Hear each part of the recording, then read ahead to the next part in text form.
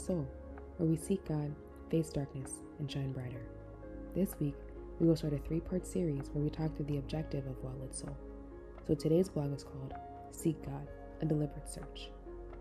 One of the elements of a strong spirit and bright light is learning how to seek God and knowing who He is.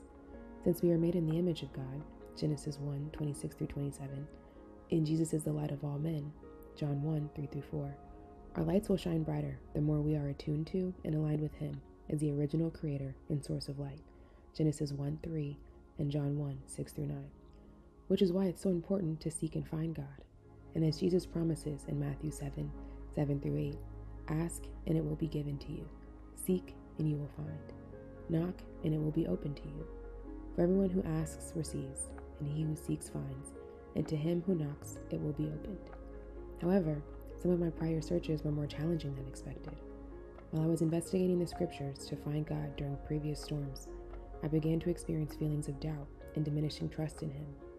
But I knew that my waning confidence had nothing to do with Him and everything to do with my improper expectations and misunderstandings about who He was and how He worked.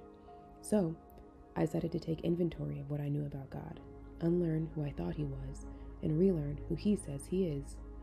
And the best way I knew how to do that was to start at the very beginning of the Bible. So I started with Genesis, but first I wrote down a series of questions to guide my study, because I needed my learnings to be less about what historical events occurred or what decisions the people made, and instead focus exclusively on God and His fullness. The questions I wanted answers to when rereading Genesis were: who is God? What is He saying, doing, teaching, giving, or providing? Where is He? Who is He with? When is He present, speaking, teaching, giving, or acting? Why is He present, speaking, teaching, giving, or acting? How is He present, speaking, teaching, giving, or acting? What is His power and strength? And finally, what is His will? Prepared with those questions, I slowly read one chapter at a time. And in every verse, I looked to see if I could find an answer to one or more of those questions. And when you know it, I not only got my questions answered, but I began to see and understand God in a completely different light. Now, it would take another blog series or maybe even a seminar to go through everything I relearned about God.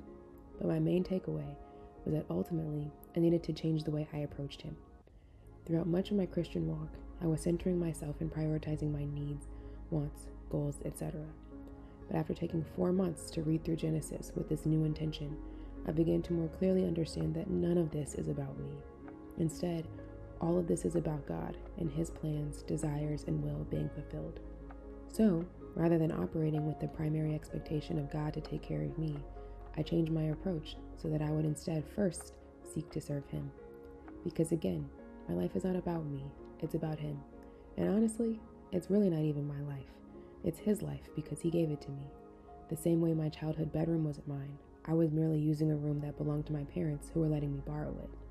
Even more so, God owns my life because Jesus purchased it with His blood, Colossians 1:13-14.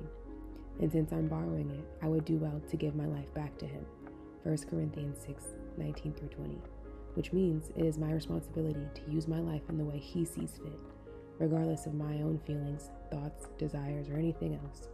All of that is secondary. But I found that when I seek God and really learn Him, it is an extreme joy to commit my life to Him.